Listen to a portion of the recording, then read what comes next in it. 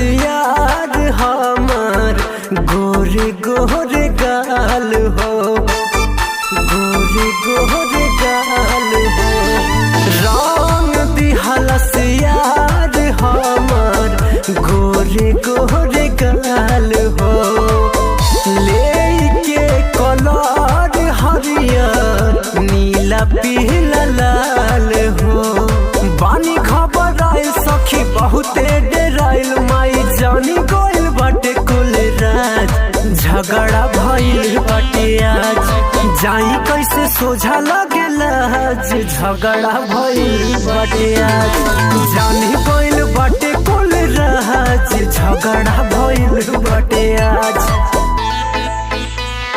झगड़ा भइल बाटे झगड़ा भइल।